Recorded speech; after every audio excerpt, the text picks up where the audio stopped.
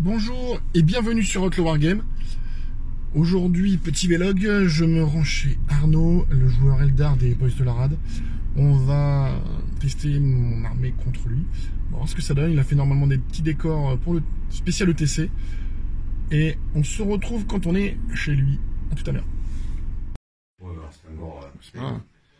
Une table spéciale ETC avec des décors faits pour coller au plus près de la réalité de ce qu'on aura. Bon, c'est pas peint, mais au moins ça va être très très jouable. Et on a vraiment ce à quoi on fera face au D3.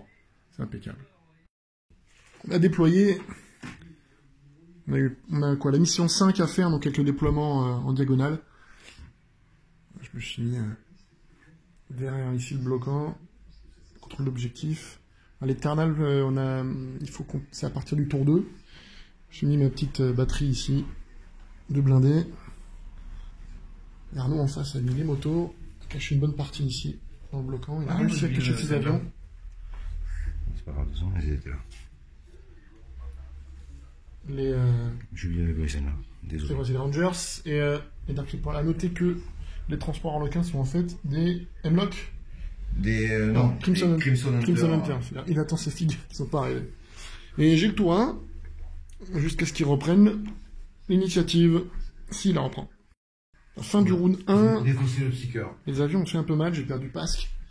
Mais j'ai tué un avion qui était venu se mettre ici, là. Je l'ai tué avec la frappe en piqué. Ici, on est venu se taper dessus avec les motos. J'en ai enlevé une, il m'a rien fait sur mon shield captain. Voilà qu'est-ce qui m'a fait mal. Moi, j'ai pas fait grand chose, tour 1, j'ai enlevé que quelques PV sur les motos. Lui, il m'a enlevé Pasque en tout. Et 6 PV, même plus.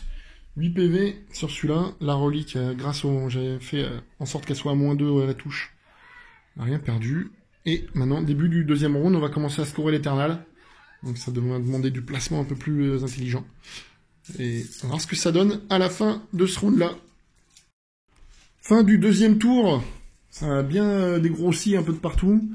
L'éternal, je vais scorer les objets chez moi parce que j'ai des petites troupes de chiens. Ici, il a mis ses motos, mais ils n'ont pas l'objectif sécurisé, contrairement aux miennes. Là, je tiens celui-là avec juste un petit piéton. J'ai perdu plein de points de vie là-dessus. Là, il m'en reste 2 sur Daniel Todd Commander. J'ai perdu une moto de plus là-bas. Celles-là sont full. Les sont pleines.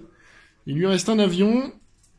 Il n'a pas beaucoup scoré. Moi, j'ai fait un petit tour sympa en termes de points. On est à quoi, 5 à 4, c'est ça? Ouais. Un seigneur de guerre de mon côté. Une frappe initiale du sien. Et on passe au tour 3. Donc, fin de troisième round. C'est bien kné. L'avion est venu là. Ça a tenté de me tuer la moto qui est là. Et je l'ai laissé un PV. C'est pas mal. Les Dark Reapers sont sortis, se sont cachés, mais ils n'ont pas fini. Ici, on a FEP pour pas grand chose. Pour juste tuer le compagnie commander. Donc, Arnaud marque assassinat. Les motos ont lavé les deux packs de garde qui étaient là.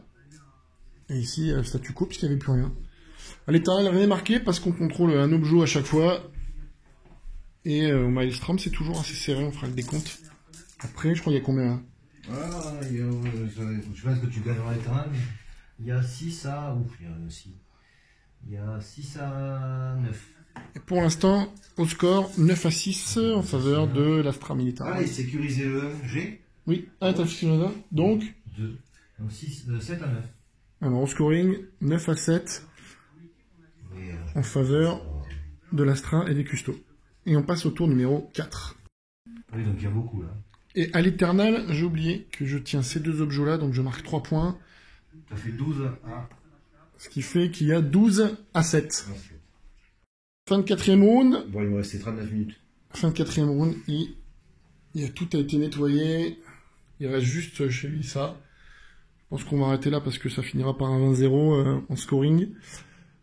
Sur le 5e et 6e tour. Non, 5e et 6e tour. Il y aura rien de plus, je pense qu'au scoring ça fera 20. Vu que je vais pouvoir me prendre tous les objets, il me reste des motos. Là je vais marquer chez moi, au milieu, chez lui. Là tu marques ces 2. Ouais. Non mais là je vais marquer sur les 2 derniers tours. Un peu plus à la fin, ça va faire beaucoup.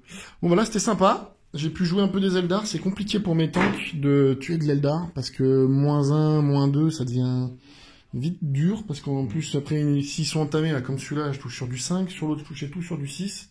ça devient très compliqué de toucher. Heureusement, les motos étaient là, elles ont fait le taf. En nettoyant au tir, en nettoyant au cac, ça fait du Dakar, ça met des grosses baffes. C'est bien pour enlever des avions. Voilà, donc je suis relativement content de comment la liste a réagi entre hier, où j'ai joué les Zika, il y aura le rapport bientôt sur la chaîne. Et aujourd'hui contre des Eldar. Merci, pensez à vous abonner si ce n'est pas fait.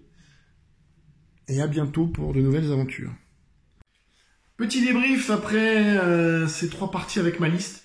Les Tyrannides de Guillaume, les Zika de Seb et les Eldar d'Arnaud. Je suis relativement satisfait de comment elle réagit. J'ai eu 3 tours 1, donc ça fait beaucoup, je pense, ça aide.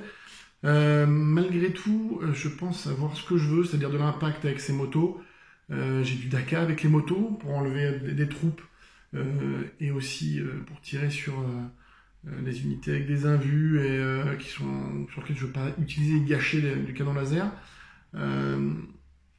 Après, j'ai aussi une bonne puissance de tir avec mes 30 tanks commandeurs. Petit bémol sur les lasers, les trois canons laser gardes impériaux là, qui sont 4 touches, 4 plus relançables. Là, en l'occurrence, sur la dernière partie, ça m'a été complètement inutile.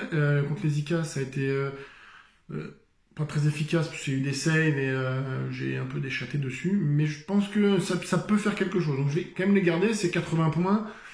Je peux faire quoi? Mais une moto de plus, et encore, c'est 90. Je vois pas par quoi le changer. Le basilisque, là, il a encore été inutile, parce que pour toucher sur du 5+, et du 6+, sans relance, c'est très compliqué.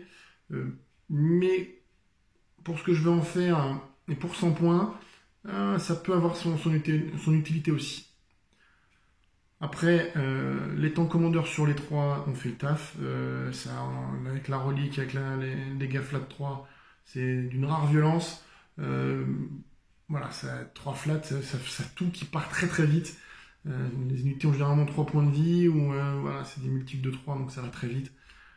Les 2 autres, Pasque, me toucher sur du 2+, c'est génial. En plus, généralement, on le cible lui, ça donne soit on cible lui, soit on cible la relique. On préfère virer Pasque sur le 2+, ça me laisse la relique encore un tour ou 2 de plus, et c'est un peu compliqué après. Sur le late, ça peut être pas mal. Voilà, donc je pense que je vais rester là-dessus. Je vais essayer encore de la jouer encore une fois ou deux d'ici le D3. Évidemment, il y aura, si c'est pas des rapports, des petits vlogs comme j'ai fait sur celui du jour là, contre les Eldar, pour avoir un débrief rapide en vidéo et voir ce que ça donne. Voilà. Donc, il ne me reste plus qu'à vous dire à bientôt. Vous souhaitez une bonne journée, une bonne soirée en fonction de l'heure à laquelle vous me regardez. Et surtout, essayez de liker, partager cette vidéo. Abonnez-vous à la chaîne, activez les petites cloches. Ça vous coûte pas grand chose, moi ça me fait plaisir. Et ça augmente mon référencement sur l'algorithme de YouTube. Et voilà, ça fait plus de gens qui me regardent et qui suivront mes aventures jusqu'au D3 et voire plus loin, espérons. À bientôt!